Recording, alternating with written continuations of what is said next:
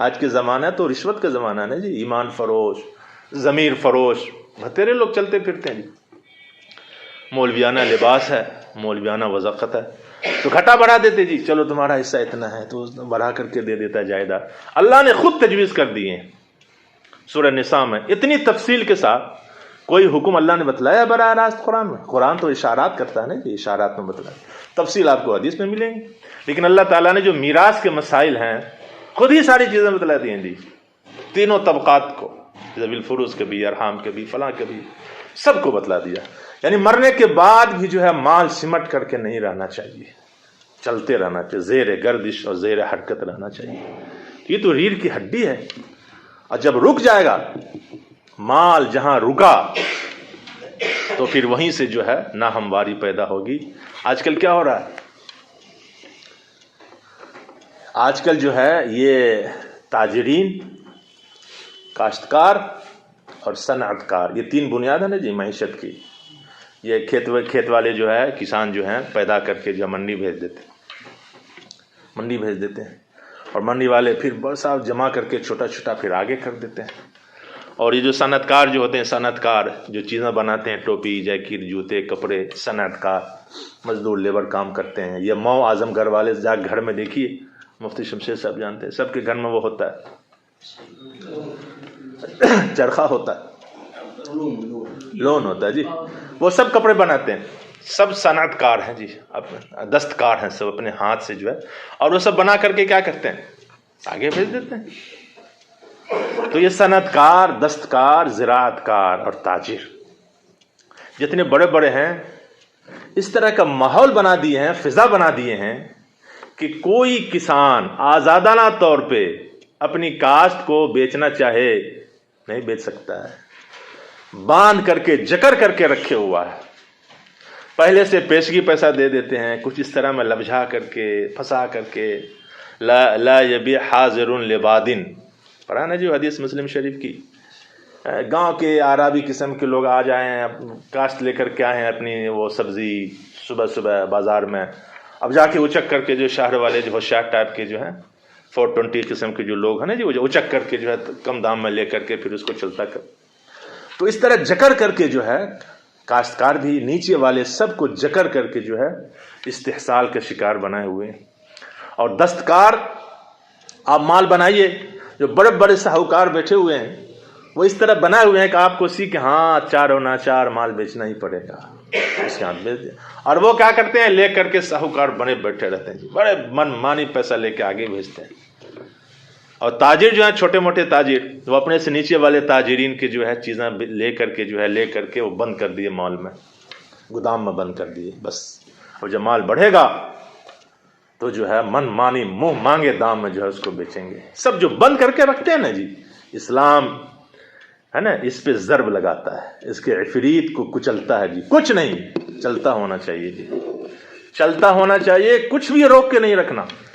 جہاں روکو گے معیشت کا پہیا جام ہو جائے گا، وہیں پر سے روک کے نہیں رکھنا. چلتے سب کو آزاد چھوڑو، اپنے اپنی ثوابدید سے اپنے نفع اور نقصان کو سامنے رکھ کر کے اپنی چیزوں کو بیچیں، دو پیسہ کمائیں.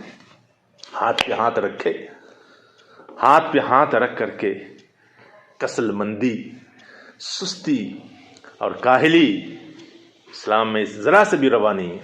ایک صحابی تھے، اللہ کے رسول صلی اللہ علیہ وسلم کے پاس اپنے فقر کی شکایت کی.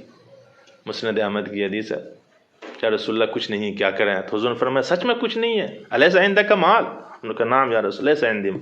تو حضور نے فاعطاه درہمین، حضور نے 2 درہم عطا کیے. وقال اشتری باحدہما طعاما واشتری باحدہما فأسا، کلہڑی خرید لینے، اور جاؤ پہاڑ پہ جانا لکڑی کرنا، اذهب واحتطب، لکڑیاں کاٹ کاٹ کے جو ہے بیچنا. ہاتھ پہ ہاتھ رکھے، بیٹھنے کا روادار نہیں ہے اسلام. وہ 2 درہم لے کر کے گئے، اور فغاب 15 یوما، 15 دن جو ہے وہ نظر نہیں آئے، سب سے بالکل لاپتہ رہے. جنگل میں گئے اور لکڑیاں کاٹ کاٹ کے جو ہے وہ خوب 15 دن میں وہ فربح 10 دراہم، 10 درہم ان کو جو ہے فائدہ ہو گیا. ماشاءاللہ، بہت خوشی خوشی حضور کی خدمت میں آئے. اور آ کر کے کہا کہ یا رسول اللہ میں نے جو محنت کی نا، میں نے محنت کی، جد جہد کی، پسینہ بہایا، کوشش کی، اور کسل کو، سستی کو لات مارا، تو اس کا نتیجہ یہ ہوا کہ یا رسول اللہ ربحت 10 دراہم، مجھے 10 درہم جو ہے فائدہ ہوئے۔ تو 5 درہم سے جو ہے میں نے روٹیاں خرید لی، کھانے پینے کی چیزیں، وہی غذا خرید لی، اور 5 درہم کسی اور ضرورت میں شاید وہ لائے، مجھے ذہن میں اس وقت مستحضر نہیں۔ تو اللہ کے رسول صلی اللہ علیہ وسلم نے بڑی ہمت افزائی کی، شاباشی دی، اور انہوں نے فرمایا دیکھو یہ ہے اصل، یہ محنت کرو، یہ تمہارے لیے بہتر ہے کہ آؤ دست سوال دراز کرتا پھرو فلاں کے یہاں، فلاں کے یہاں، فلاں کے یہاں۔ تو اسلامی معیشت جو ہے ایک طرف جو ہے انفاق، زکوٰۃ، صدقات اور وراثت، اور ایک چیز کہنا بھول گیا میں، وہ توصیہ، وصیت جس کو کہتے ہیں، وصیت، کہ اگر کوئی انسان دیکھ رہا کہ بھائی یہ تو میرا وارث بھی نہیں ہے، میرے مرنے کے بعد یہ اہل قرابت میں بھی کسی نہ اسبہ ہے، نہ اہل قرابت ہے، نہ ذوی الارحام، کچھ بھی نہیں ہے، اس سے میری بڑی دوستی ہے جی، بڑا اچھا ہم دین کے کام کر رہے ہیں، تو میں اس کو جو ہے کچھ دینا چاہتا ہوں۔ تو اگر کوئی انسان اپنے مرنے کے بعد کسی مخصوص مد کو اپنے مخصوص مال کا زیادہ مستحق اور انفع سمجھتا ہے تو اس کے لیے جو ہے لکھتے تاکیدی حکم کر دے، تاکیدی حکم ہی کو وصیت کہتے ہیں، تو یہ کر دے، ورنہ مرنے کے بعد تو اس کے جو ذوی الفروض ہیں یا اسبہ ہیں، ذوی الارحام ہیں، اللہ کی تجویز کردہ اصول کے مطابق مال سب کو بڑھ جائیں گے۔ اور ہم دیکھ رہے ہیں کہ یہ جامعہ میں اتنے بڑے کام چل رہے ہیں جی، اتنی بڑی شعبے قائم ہیں، تو اس کو اگر کوئی انسان اپنے مال کے مخصوص، یہ میں قید اعتراضی بول رہا ہوں، مال کے مخصوص حصے کو کسی مخصوص وجہ خیر یعنی مد میں اور مصرف میں اس کو زیادہ مستحق سمجھے تو لکھ دے، وصیت کر دے، تو کیا مال اس کے یہاں سے ہٹ کر کے موسیٰ لہو کو مل جائے گا، چاہے جس شعبے میں اس نے وصیت کی۔ اچھا ایسا بھی ہو سکتا ہے کہ دشمنی نکال لیں گے جی، بیٹا سے کوئی دشمنی نکال لیتے ہیں باپ کہ بیٹا ہم کو کبھی پوچھ مات نہیں کیا، لو سارا مال جو ہے دارالعلوم کو دے دیتے ہیں، سب دے دیتے ہیں جی دارالعلوم کو، بہت اس نے ستایا مجھے، اب اس کا پتہ چلے گا میرے من نے، نہیں جی، اب جو ہے ورثہ کو نقصان پہنچے گا۔ اسلام آسمانی مذہب ہے، خدائی مذہب ہے، نہ کسی کے ساتھ ظلم کرتا ہے، نہ انصافی کو برداشت کرتا ہے۔ تو اب کیا ہے، لا وصیت جو ہے ثلث مال سے زیادہ نہیں ہے، نافذ ہی نہیں ہوگا مولانا، ثلث تک جو ہے، فالثلث خیر، فالثلث خیر۔ ایک صاحب ان کا میں حضور نے کہا نہیں جی یہ اتنا بہت ہے، ثلث بہت ہے جی، ثلث دو وصیت، منع کر دیا حضور نے ایک صحابی کو، والثلث خیر، یہ بھی بہت زیادہ ہے جی۔ تو شریعت جو ہے تہائی سے زیادہ کو نافذ ہی نہیں کرتی ہے، تاکہ پھر اس کا نہ نقصان ہو جائے، وارثین کا نہ نقصان۔ ایسا نہیں کہ اب سارا مال ہی چلتا کر دو، زیر گردش کر دو، کسی کو بھی نقصان سے جو ہے وہ نہیں کرنا، نقصان نہیں پہنچانا کسی کو۔ اچھا یہ بھی ہو سکتا ہے بھائی لو وارثی کو وصیت کر دیں، اس کو تو وراثت میں بھی ملے گا اور ہم بھی وصیت کر دیں، ڈبل مل جائے گا اس کو۔ نہیں، لا وصیت لوارث، لا وصیت لوارثین، وارث تو اس کو تو خود ہی مال ملے گا تمہارا، من بعد وصیت یوصی بہا او دین، قرض وغیرہ کی منہائی کے بعد تب وراثت تقسیم ہوگی۔ تو وارث کو بھی نہیں دے سکتے، اور ثلث مال سے بھی وصیت، ثلث مال سے زیادہ میں وصیت کا نفاذ نہیں ہو سکتا، تو وصیت کے ذریعے سے بھی جو ہے۔ تو ایک طرف جو ہے اسلام مال کو چلتا کرنے کے لیے یہ احکامات دیے ہیں جی، انفاق واجبہ بھی ہیں، انفاق نفلی بھی ہیں، زکوٰۃ ہے، صدقات ہیں، اور پھر دیکھیے اسی پہ بس نہیں کیا اور آگے بڑھا، وفی اموالہم حق للسائل والمحروم، اس کے علاوہ بھی حقوق ہیں بھائی، کچھ باغیرت باضمیر لوگ ایسے بھی ہوتے ہیں کہ اپنی ضرورت کا اظہار آپ سے نہیں کریں گے، یحسب کیا وہ اغنیاء من التعفف، وہ اتنے باضمیر ہمارے ایک ساتھی تھے دارالعلوم، بڑی غربت کے ساتھ ہم لوگ پڑھے ہیں، اللہ قسم کا بڑی عسرت کا زمانہ تھا، یہ تو نمبر اچھا تھا دارالعلوم میں، تو وہ خاص وظیفہ ملتا تھا، گزر بسر ہو جاتی تھی، مفتی صاحب وغیرہ جو ہے، میرے پاس تو کتاب بھی نہیں رہتی تھی شروعات، یہ ساری ان کی شروعات جو ہیں سائے ستہ کی وہ میں نے پورا پی لیا، زبان ہی یاد کر لی تھی ہم نے، اور جز المسالک، سچے بتا رہا ہوں، اور جز المسالک کی اکثر ابحاث ہم نے زبانی یاد کر لی تھی باضابطہ، باضابطہ ہم نے یاد کر لی تھی. البدایہ و نہایہ وغیرہ جو ہے سیر بخاری جلد ثانی وغیرہ میں جو ہے تو کون سے سوال آ جائے گا جی, سب ہم نے زبانی یاد کر لی تھی, چونکہ حافظ بھی الحمدللہ, اور ایک بیٹھک میں پورا قرآن سنانے والے حافظ ہیں, اللہ کا کرم ہے, سمجھ رہے نا. تو آسانی تھی, مجھے یاد کر لیتے تھے. یہ حضرات حافظ نہیں ہیں, تو میں سب ان کی شروحات سے ہم نے فائدہ. میں نے ایک بھی شرح نہیں خریدی, کیوں؟ استطاعت نہیں تھی, سچی بات بتا, استطاعت نہیں تھی خریدنے کی. اب کبھی سوچتا ہوں تو آنکھ سے آنسو گرتے ہیں, اللہ قسم, اللہ کی جو اب نعمت ہے تو آنکھ سے آنسو ٹپکتے ہیں. تو ہاں, تو دارالعلوم ہمارا گاؤں کا تھا ایک بیچارہ, اس وقت قاضی ہے ایک جگہ کا, نام نہیں بتاؤں گا.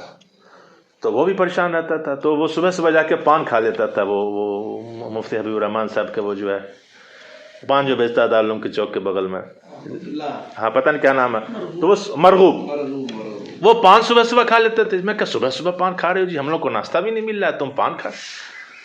تو کافی میں نے پوچھا, تو ایک دن انہوں نے راز کھولا کہ بھائی شکیل, میں اس لیے پان کھاتا ہوں تاکہ دوسرے کو پتہ نہ چلے کہ اس کے پاس ناشتے کا پیسہ نہیں. جب پان کھائے رہیں گے تو سامنے والا سمجھیں گے نا بھائی ناشتہ بھی کیا ہوگا. ناشتہ کے بعد لوگ پان کھاتے ہیں نا جی, بھوکے پیٹ میں تو کوئی نہیں پان کھاتا ہے. تو تعفف اس درجے تک تھا ان کا کہ لوگوں کو جتانے کے لیے کہ جب میں پان کھائے ہوا ہوں, مجھے نہ ناشتے کی ضرورت ہے نہ چائے وائے کی ضرورت ہے. تو بعض حضرات اتنے باغ ضمیر باغیرت ہوتے ہیں کہ انتہائی پریشانی میں بھی پوچھ پوچھ کے مر جائیے, کبھی جو ہے نہ اشارے میں نہ کنائے میں کسی بھی چیز میں جو ہے اپنی ضرورت کا احساس نہیں ہونے دیتے. تو قرآن کہتا ہے کہ ایسے لوگوں کے بھی حق ہے آپ کے مال میں. للسائل, سائل تو آسان ہے جی بھائی, مفتی صاحب کچھ دے دیجیے. سائل کا مطلب تو واضح ہے, والمحروم.